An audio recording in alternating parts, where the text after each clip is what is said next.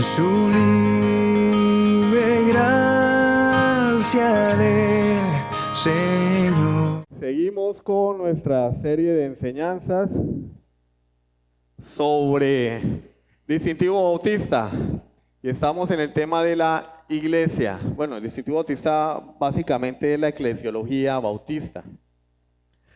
Y específicamente hablando, estamos en el tema de los oficiales, el gobierno de la iglesia. Eso se llaman oficiales porque ejercen un oficio. Los dos oficios que tenemos en la iglesia actualmente son el pastorado y el diaconado. ¿Sí? Los dos oficios que tenemos en la iglesia son el pastorado y el diaconado. Cuando el Señor fundó la iglesia, hubo algunos oficios, llamémoslos extraordinarios, el oficio de apóstol y el oficio de profeta, que ya cesaron porque eran fundacionales. Hoy en día tenemos el oficio de pastor y el oficio de diácono, y algunos pues pastores pues son llamados al campo misionero, entonces se les llama misioneros o evangelistas. Fundan la iglesia, están allí un tiempo, pastorean la iglesia un tiempo, y cuando ya la iglesia adquiere forma, pues se trasladan a otro lugar a seguir con la misma situación. El misionero predica el evangelio donde no ha sido predicado, ¿no? Hay personas que dicen, venga hermano, abramos una obra en mi barrio, y hay como 5 iglesias allá. Entonces vamos a hacer competencia. Si ya se predica el evangelio allá medianamente de sana doctrina, pues no sé, el misionero va a donde nadie más ha ido. Ese es el misionero, es un llamamiento muy especial. Estábamos analizando primera a Timoteo 3 del 1 al 13, los requisitos de los oficiales. Estábamos hablando de los requisitos del pastor. No todo el mundo puede ser pastor porque el pastor requiere 3 llamados: un llamado de parte de Dios en primer lugar, una convicción interna de que ha sido llamado por Dios, es decir, un deseo, y el reconocimiento de la iglesia. Entonces hay un llamado interno, hay un llamado externo. El llamado interno pues es el llamado de Dios.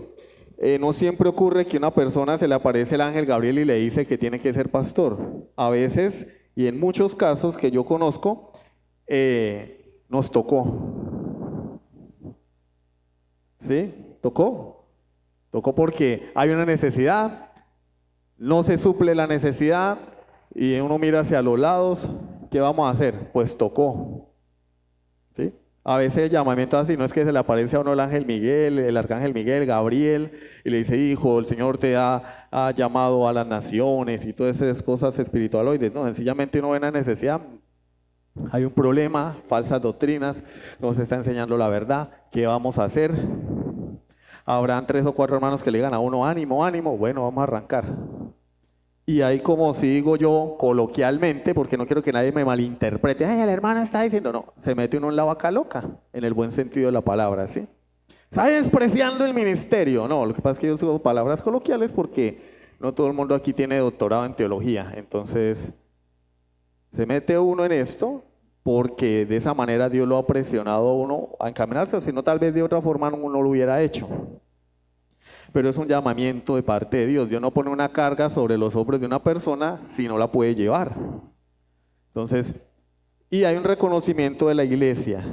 Entonces no cualquier persona pues puede, y aparte de eso pues allá están los requisitos que hay que cumplir en 1 Timoteo capítulo 3, que ya los hemos mencionado. Irreprensible, que nadie tenga nada malo que decir de él, que sea cierto, ¿no? Porque la gente siempre va a hablar. Siempre van a hablar. De hecho, cuando iniciamos esta obra, en la iglesia de donde salimos decían que era que yo había querido montar un negocio. La situación económica estaba difícil y que yo me iba a volver millonario con los hermanos. ¿Sí? La gente habla sin saber. O que acá se sacrifican gallinas, se hacen cultos. Ojalá pudiéramos sacrificar gallinas todos los domingos con arroz y papita. ¿Sí? La gente habla de cosas que no saben. Son mentiras. Pero irreprensible es que nadie dice que no se pueda señalar.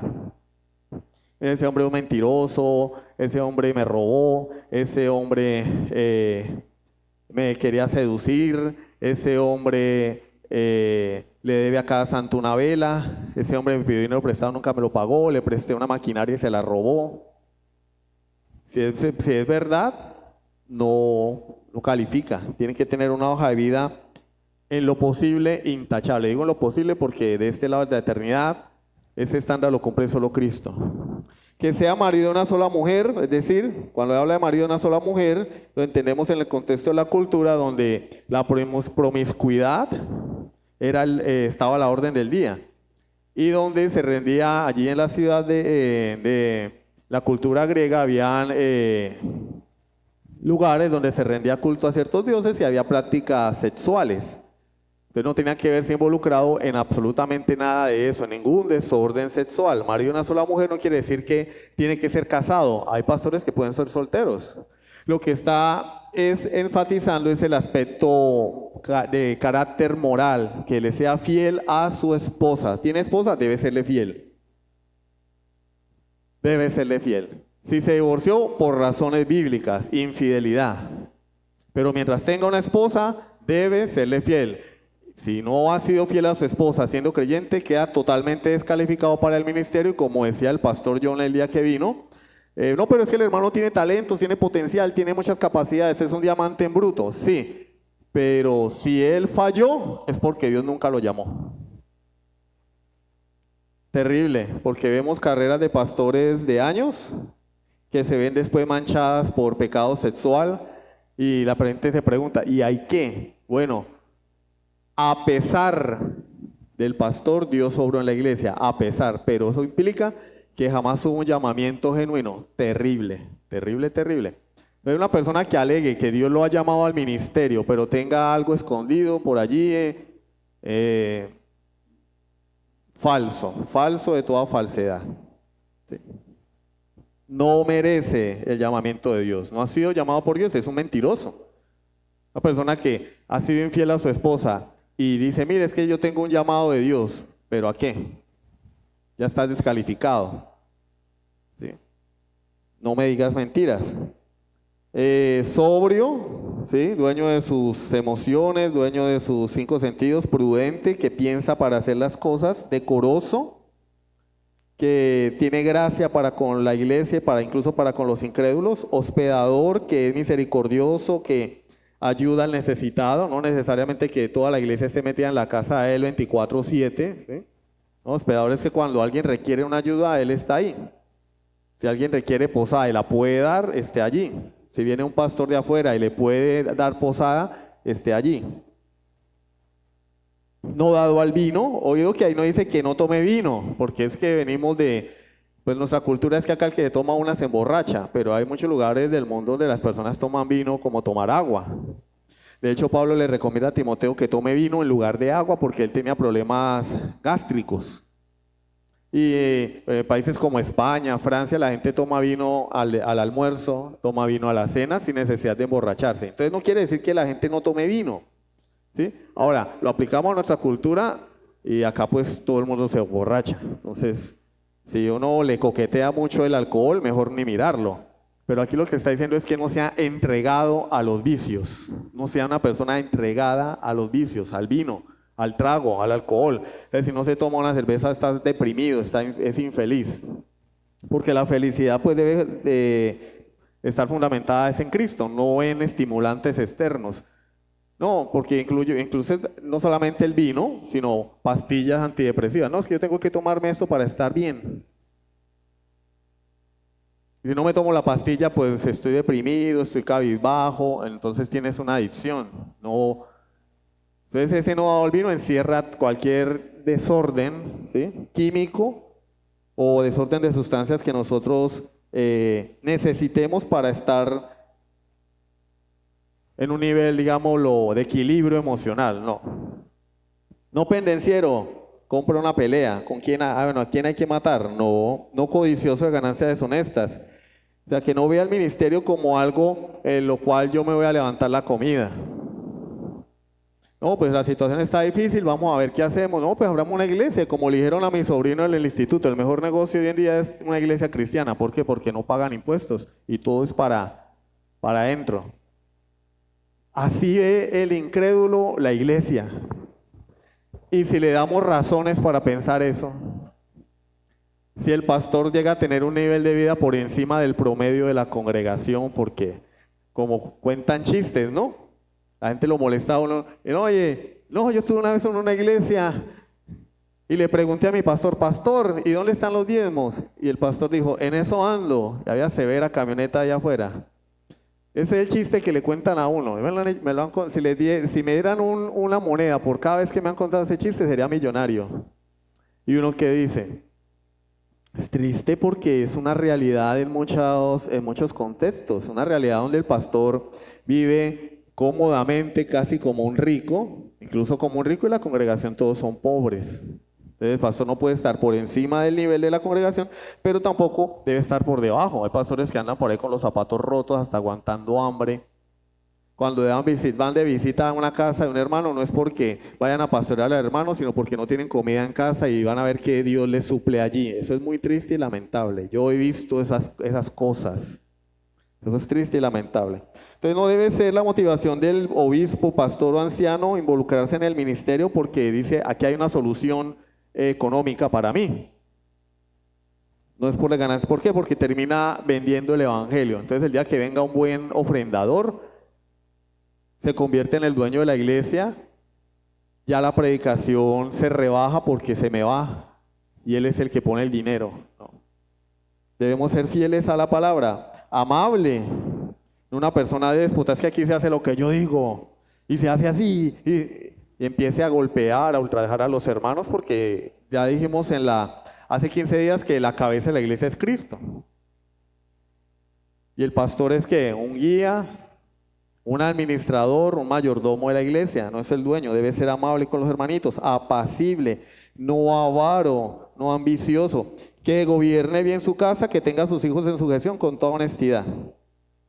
Creo que ahí era que dejamos la semana pasada. Gobierne bien su casa, ¿sí? Administre bien su casa.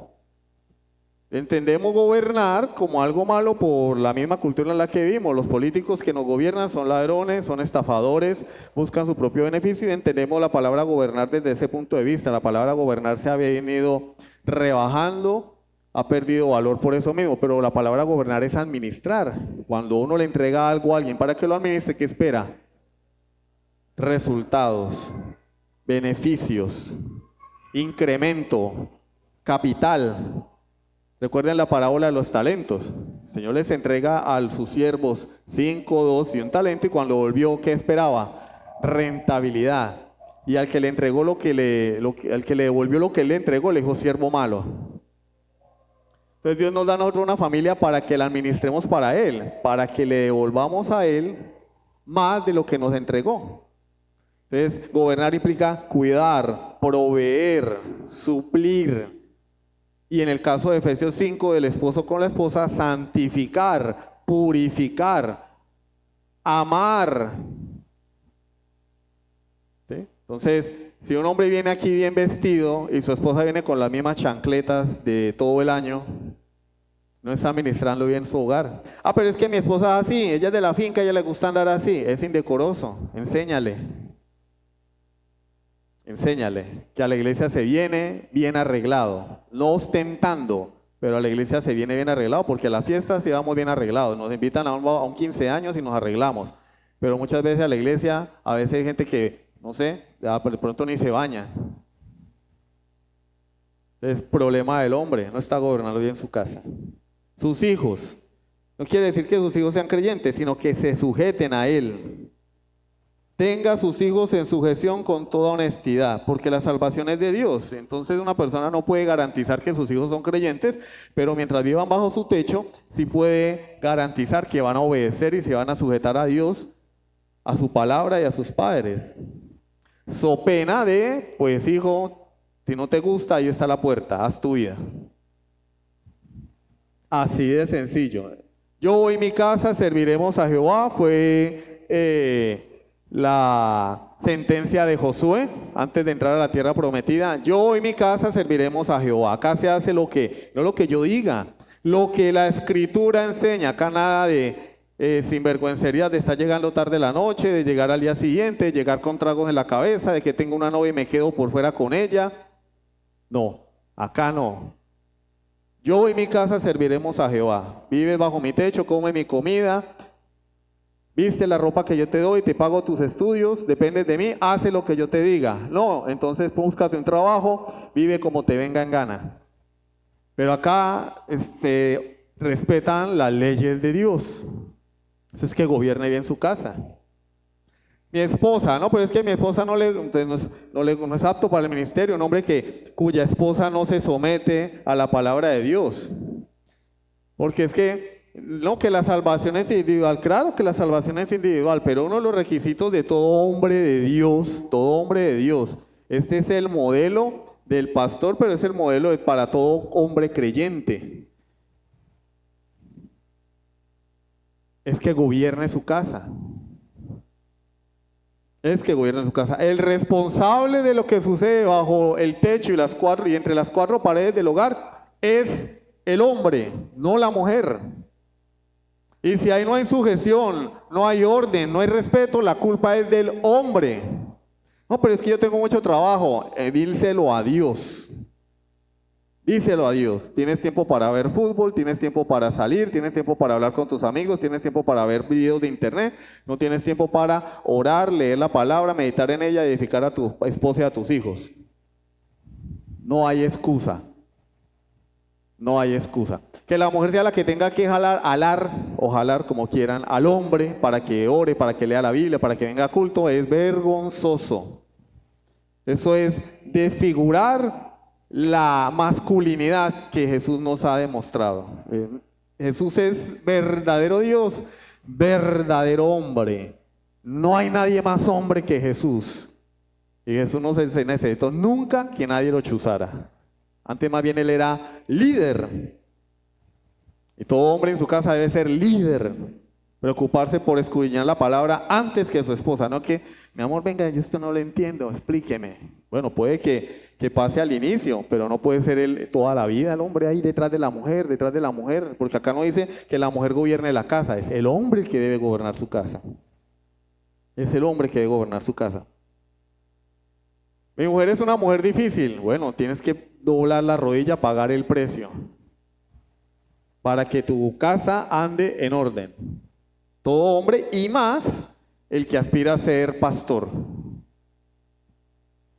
Que gobierne bien su casa y que tenga a sus hijos en sujeción con toda honestidad, es decir, sin doblez. No es que venimos al culto y acá los niños, bueno, pilas que vamos para la iglesia, ¿no? Allá no me van a hacer quedar mal con los hermanos. Porque si no arreglamos la casa y en la casa es un infierno, ¿no? No, honestidad, transparente. Lo que yo soy acá soy en la casa, lo que soy aquí en la casa soy en la calle, lo que soy en la calle soy en el partido de fútbol, en el mercado. Honestidad, transparencia. Y honestidad con uno mismo, ¿no? En primer lugar, ser sincero y saber en qué cosas estamos fallando. Pues el que no sabe gobernar su propia casa, ¿cómo cuidará de la iglesia de Dios? Muchas veces hay personas que son dotadas para el ministerio. Dios los ha llenado de cualidades, de aptitudes, de capacidades, de dones, pero su esposa los descalifica. Oiga, pero el hermano fulano debería ser pastor, su esposa inconversa no puede ser pastor, su esposa no ha querido ser miembro de la iglesia, no puede ser pastor, su esposa es una neófita, no puede ser pastor, su esposa es una mujer imprudente, no puede ser pastor, su esposa no viene a culto, no puede ser pastor. ¿Por qué? Porque la mujer debe estar a la altura del pastor. Hermano, ¿dónde dice eso? Bueno, más adelante habla de los requisitos de las ancianas, de las mujeres maduras en la fe. Deben ser testimonio y deben ser las mujeres que le enseñan a las más jóvenes con su ejemplo y su sabiduría. Eso es la esposa de un pastor, una anciana, una mujer modelo. Ha ocurrido casos donde ha habido pastores que han tenido que dejar el ministerio por su esposa. Por ejemplo, un pastor que vino, ustedes no lo conocieron, vino a nuestra casa, nosotros lo hospedamos. Y vino con su esposa y ellos eran bivocacionales, es decir, tenían su trabajo secular, eran dueños de una charcutería, venían aquí a proveerse de productos. Y bueno, bien, pues la muchacha sí, normal. Cuando se fueron, bueno, chao, hasta luego, no, gracias. Después nos enteramos que a él lo retiraron del ministerio. Primero, porque la iglesia vio en ella conductas en ella. No era una promiscua, no era una mujer peleonera. Vio en ella mundanalidad. Una mujer que no servía en la iglesia y que estaba enfocada en los asuntos del mundo, en los negocios, en los dólares, en las tasas de cambio. Me mantenía metida en esas cosas, en la charcutería, en el negocio, en la empresa, en el dinero. Y las personas en la iglesia, pues porque los miembros son los que reconocen a sus líderes, comenzaron a ver en ella eso y dijeron: esta mujer, ¿dónde está la piedad? Esta mujer vive en las cosas del mundo, su interés es el dinero, es ambiciosa, le gustan las buenas cosas. Otra cosa, una mujer creyente, esposa de un pastor, debe ser pudorosa, piadosa, decorosa, debe estar enfocada más en decorar su vida con gracia, con las gracias espirituales, que estar pendiente del último grito de la moda. Personas que llegan tarde a culto que porque me estaba planchando el pelo. Es que ¿a quién le importa eso, hombre? Cuando le trata a Dios, ningún pelo. Porque Dios, cuando tú estás durmiendo despeinado, despeinada, Él igual te quiere con el pelo sin planchar, hasta sin lavar y oliendo a feo. Sí, me han dicho: no, hermano, es que llegué tarde porque es que me estaba planchando el pelo. Es que a mí qué me importa, o sea, díselo a Dios, a ver si Él te va a creer tu excusa y tu pretexto. De verdad. Y uno no sabe si reírse o ponerse a llorar. Que llegué tarde porque me estaba planchando el pelo. ¿De cuándo acá? No, dígame, un accidente. Llegué tarde porque me pinché. Llegué tarde porque me caí del tanque. Me tronché el tobillo. No había transporte, no pasaba carro, no pasaba moto. Me tocó venirme a pie. Amén. No, me llegué tarde porque me estaba planchando el pelo. La madrina de nuestro matrimonio no fue al matrimonio. ¿Saben por qué? Porque no consiguió quien le planchara el pelo. Me dan ganas de estrangularla. En ese entonces, hace 18 años exactamente. Mañana cumplimos aniversario, mi esposa y yo, 18 años de casados. Felices 18 años de casados. Mucho aguante, no, mentira. No fue que porque no consiguió una peluquería para plancharse el pelo, no fueron. Nos dejaron ahí como unos tontos. Claro, en esa época era que el padrino, que la madrina, toda esa parafernalia, ¿no? Ay, ¿cómo estaba yo de feliz? Claro, no nos casemos, amor. Cuando ella consiga donde plancharse el pelo, hacemos la ceremonia. No. ¿Ustedes creen que es que la iglesia de Dios se va a detener porque hay un pelo sin planchar? No, tenemos que ser serios. Entonces, esas personas vieron en esa mujer esas conductas, inmediatamente se reunieron a un pastor. Buscaron el consejo de otros pastores de otras congregaciones hermanas, el consejo, no la imposición, ¿no? Porque hablamos de amistad, de compañerismo. Y ellos dijeron: pues nuestra recomendación es que lo suspendan. Ya ustedes toman la decisión. Al hombre lo suspendieron. Tiempo después, la mujer le fue infiel con otro hombre. Se divorciaron. Ella se fue con el otro hombre y él ahora, sin ministerio y sin nada, se fue para Estados Unidos. Entonces, miren que lo que la iglesia comenzó a ver como una conducta impropia de una mujer piadosa, solamente era la punta del iceberg, ¿sí? Enfocaba mucho en lo externo, y me quiero ver bonita, quiero verme sensual, el dinero, los lujos. Y solamente revelaba lo que había en su corazón de verdad. No había amor por Dios y por su obra. Entonces muchas veces la mujer descalifica al hombre. Imagínense que un hombre llega a ser presidente de una nación y su esposa es una borracha, parrandera. Bueno, sí pasa.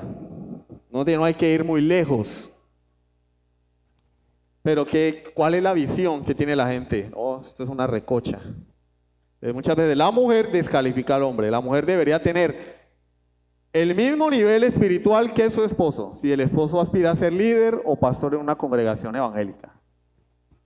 No más, ¿no?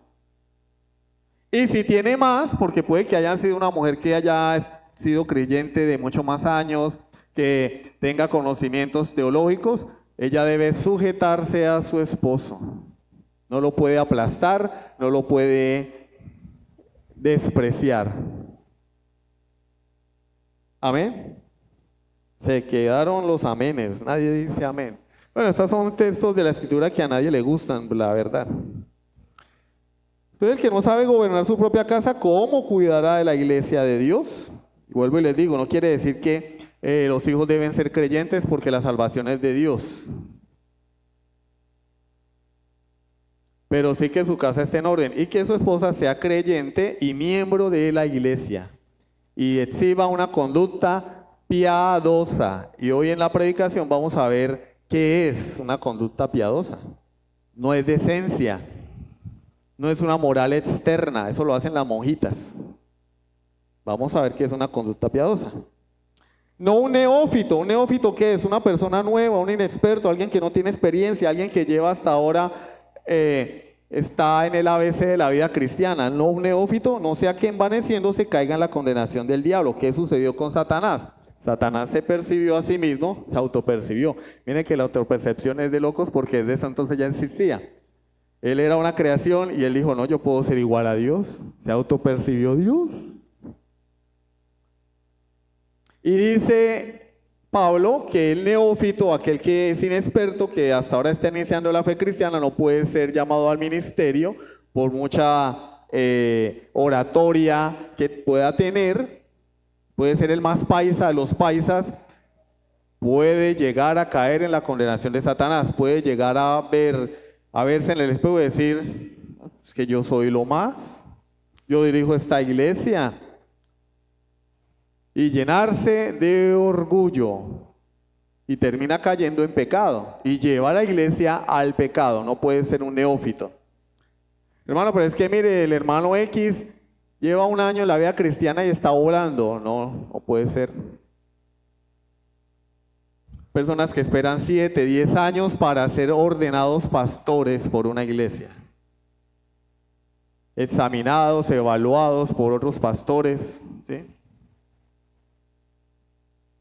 Entonces tiene que ser una persona que haya dedicado tiempo a lo que es el ministerio para que pueda ser aprobado por la iglesia, pero no a la primera. Ocurrió en cierta congregación pues que se murió el pastor y ahora ¿qué vamos a hacer? Y en una reunión de iglesia, ¿qué vamos a hacer? Y alguien dijo, yo, el Chapulín Colorado, listo mijo, usted es nuestro pastor, ¿sí o no, hermano Javier? El hombre acababa de llegar de por allá estudió en un seminario que yo no se sabe ni qué seminario era, llegó, no, mira, el hombre se graduó del seminario, listo. El pastor acababa de morir, la iglesia temerosa porque no tenían pastor, ¿y ahora qué vamos a hacer? ¿Qué vamos a hacer? Y como nadie se lanzaba, tal vez algunos por miedo y otros por temor a Dios y prudencia, yo, el Chapulín Colorado, listo, usted es nuestro pastor, acabó con la iglesia. Casi acaba con la iglesia, ¿sí o no? Se dividió la iglesia, empezó a meter judaísmo, danzas, a predicar el evangelio de la prosperidad, volvió la iglesia a un circo. El hombre era un neófito, no, pero estudió en un seminario, y es que los seminarios no ordenan pastores. Yo les quiero, por el amor de Dios, hermanos, los seminarios no ordenan pastores. El llamamiento al pastorado es un llamamiento de Dios y de la iglesia. No, seminario le dan a una persona un título en teología. Le dan un título. Eso no lo convierte en pastor. No lo convierte. Porque a diferencia de otras profesiones, es que el pastorado no es una profesión, es un oficio divino. Es un don hombre. Van a la capacidad, el carácter va ligado. Yo tenía un profesor en la universidad que era una lumbrera en electrónica y llegaba borracho a dar clases. Le decíamos borrachín. Llegaba tomado a las 6 de la mañana a dar clase, hacía los exámenes y nosotros, aprovechar que el profesor estaba ahí con la cabeza clavada en el pupitre, saquemos apuntes, los exámenes eran en grupos de 40 personas. Y ni se daba cuenta. Muy buen profesor, sí, hasta era profesor de planta. Profesor de planta en la universidad ganaba muchísimo dinero. pero moralmente su carácter. Pero ¿a quién le importa el carácter? Un médico puede ser excelente médico y tener un amante, ser gay, tener hijos regados, y puede ser buen médico. En las profesiones seculares, el oficio o la profesión no necesariamente tiene que ir de la mano con el carácter, pero acá es diferente. El carácter es indispensable. Si ustedes leen los requisitos, el Señor se centra más en el carácter que en la capacidad. No hace a un lado la capacidad está allí. Porque Él dice apto para enseñar. Apto para enseñar. Pero primero habla de ser irreprensible, fiel, sobrio, prudente, decoroso, hospedador. ¿Cuántos atributos intelectuales hay allí? 1. Ahora, ¿cuántos atributos o cualidades morales hay? Miren, irreprensible, que eso encierra prácticamente todo. Marido de una sola mujer, fiel, ¿no? Sobrio, prudente, decoroso, hospedador, no dado al vino, no pendenciero, no codicioso de ganancias deshonestas, amable. Van 10, apacible, no avaro, que gobierne bien su casa, no un neófito, ¿sí? O sea que ya lleve un tiempo en la vida cristiana. Y 7, ya perdí la cuenta, vamos como en 15, que tenga buen testimonio de los de afuera. Entonces la capacidad intelectual es uno entre muchos requisitos, porque si no los curas católicos serían pastores evangélicos. Los curas católicos tienen que estudiar teología varios años en un seminario para ser sacerdotes. Entonces, el carácter es más importante. Va de la mano con la capacitación, pero un título en teología, un título en un seminario no acredita a nadie como pastor. Y las personas lo primero que preguntan es, ¿y usted se graduó de pastor? Y es que usted es quien le dijo que uno estudia en la universidad para ser pastor. No, el pastorado es una vocación que requiere capacitación, pero no se deriva indispensablemente de la capacitación. Hay personas que nunca pisaron un seminario y fueron excelentes predicadores. John Knox fue pastor sin estudiar teología, pero era un hombre celoso de la Escritura, celoso de Dios, y se enfrentó a la reina. Fue exiliado, perseguido, un verdadero hombre de Dios. Entonces, quitémonos eso, porque mañana viene una persona con un título, entonces vamos a nombrarlo pastor porque viene. No. Carácter. Experiencia la tenemos. 2 experiencias hemos tenido en eso en la Iglesia Bautista General. Personas con un título, pero su carácter totalmente reprobable.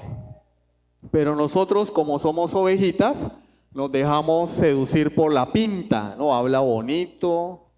Claro, el segundo llegó hablando, mejor dicho, parecía una oveja, no mataba una mosca, era amable, atento, se hizo amigo de nosotros inocentemente o ingenuamente o tal vez imprudentemente por no ser fieles a la Escritura, en el afán de tener a alguien que los liderara, dijimos, ese es el pastor, un mes de prueba, imagínense.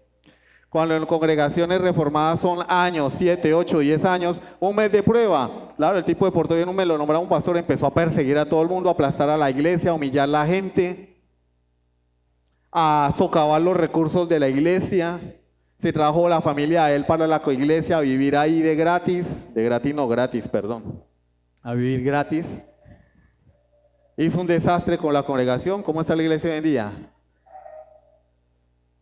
Triste y lamentable. Entonces, por eso debemos ser fieles a la Escritura, celosos.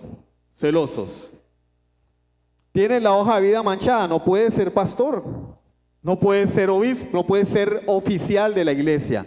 Un hombre que le ha sido infiel a su esposa siendo creyente no puede ser pastor ni diácono siquiera. Hermano, qué pesar del hermano, qué pesar, no, pues ¿Por qué no lo pensó antes? ¿Por qué cambió un ministerio por una noche de pasión? Porque es que el pecado sexual no es como los agujeros acme. Los agujeros acme, ustedes saben que el correcaminos cuando es perseguido por el coyote, él utiliza los agujeros acme, ¿no? Para hacerlo caer. Le tira un agujero acme y el correcaminos queda allí. Los que nunca han visto el correcaminos no saben de qué estoy hablando. Pero los que lo vimos, sí. Y el correcaminos cae. Bueno, el correcaminos es tan rápido que nunca cae. Pero el agujero aparece un momento a otro. Agujero acme, pero lo tira. Se cayó. Pero el pecado no es así. El pecado nosotros comenzamos primero acariciando. Hay un deseo, hay una imaginación. Yo empiezo a ver esa persona como está de linda. Uy, no, y la que tengo, no, pero es que... Ay, pero si yo me hubiera dado cuenta antes, y empieza la mente a darle rienda suelta al deseo, a tener películas, imaginaciones. Y dice Santiago, finalmente llega el pecado y el pecado lleva a la muerte. No, fue que se me apareció la mujer así, yo caí. No, tú la deseaste primero. Le diste rienda suelta a tus pensamientos y cuando llegó la ocasión, actuaste conforme a lo que ya tenías acá. Actuaste conforme a lo que ya tenías aquí. Nosotros en estos días, y lo digo pues como para ilustrar el asunto, no estábamos viendo, estábamos haciendo zapping, o sea, cambiando los canales, estaban dando la vida de Freddie Mercury. No sé qué tan fiel a la realidad sea, la vida de Freddie Mercury, el cantante de la agrupación Queen. Él tenía su novia, la amaba, le propuso matrimonio, se iban a casar, pero resulta que Freddie Mercury murió siendo gay y de SIDA. Y uno dice, ¿y por qué? ¿En qué momento se volvió gay? Y pareciera que en la película nos querían vender la imagen de que el hombre cayó en eso porque sí. No, hubo un momento en la película donde hay un hombre que lo mira con mirada seductora, casi que se lo come, y él queda con la curiosidad. Y empieza a cultivar eso en él, hasta que después llega otro hombre, él está componiendo una canción, el ambiente se pone así como todo romántico, y el otro hombre llega y lo besa, y él se deja besar. Pero ya venía en su mente maquinando esas cosas. A mí viene un hombre y se me tira y me va a darme un beso, yo lo empujo. ¿Qué le pasa? ¿Qué le pasa? Yo soy heterosexual, heteropatriarcal. ¿Sí? Entonces no es así. Entonces, cuando uno ve esas señales, ¿qué tiene que hacer? Freno de mano. Bueno, hay una mujer que me está gustando, pero no es mi esposa. Hay como que un jueguito, tal. Freno de mano, papito. Corre por tu vida. Y más si anhelas ser pastor o anhelas ser diácono o ya lo eres. Peor. Por eso es que nunca es bueno que un pastor o un candidato a pastor esté solo con una mujer que no sea su esposa, a no ser que sea una hermana mayor de la iglesia. ¿Sí? Que ella lo vea a uno como la mamá y uno como el hijo y uno la vea ya como la mamá, pues. Pero una jovencita, una mujer de la misma edad de uno, y no, que vamos a ir los dos a visitar. Ay, hermano, estás jugando con candela. Consejería, ¿no? Viene la hermana X porque tiene un problema con el marido. Bueno, vamos a reunirnos los dos. Ay, no, hermano. No puede ser en privado, debe de haber otra persona, si es posible, la esposa. Por eso yo cuando me reúno con alguien, me reúno con mi esposa. Porque ella es la pastora, ¿no? Ella no es la pastora de la iglesia, pero me parece prudente que mi esposa esté allí. Y más si es con otra mujer.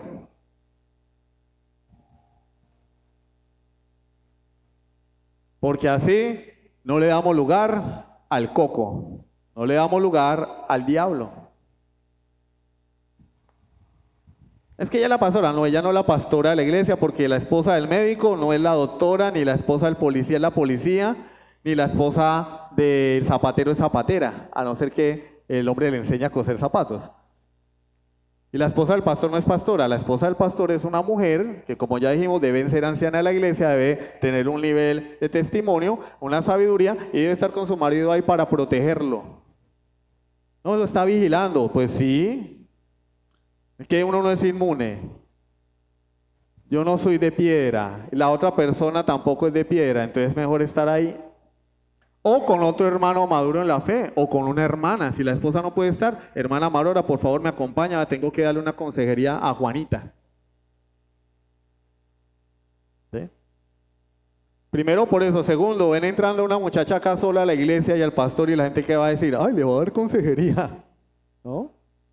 Uy, mírelo, quién sabe qué es lo que van a hacer. Allá se encierran en ese local, allá a hacer quién sabe qué cosas. ¿Ve?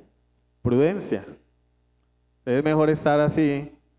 Yo por eso a mi esposa me la llevo a toda parte. Me encanta andar con ella y cuando no puedo, pues, pero procuro cargar con ella para todo lado.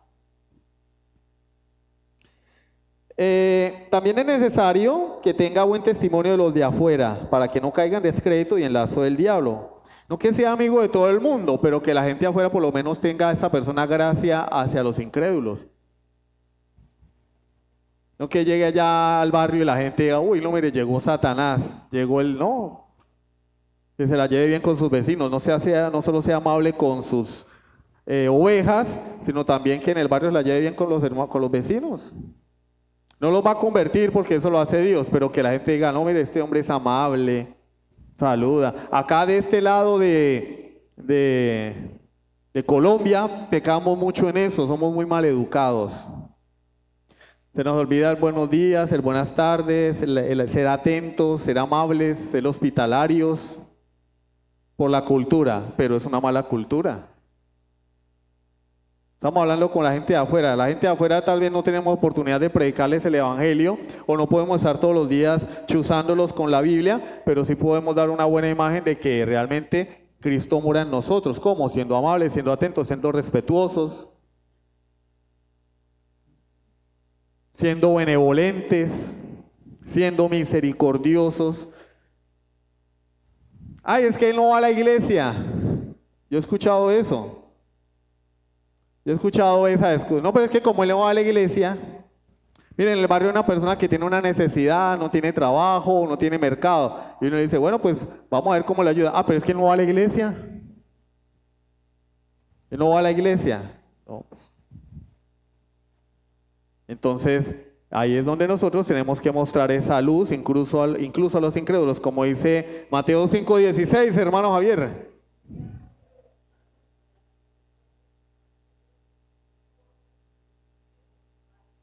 Mire, hermano, ese pastor puede, yo no sé, me cae mal porque a toda hora quiere estar bien arreglado, yo no sé, con sus camisetas de Dragon Ball.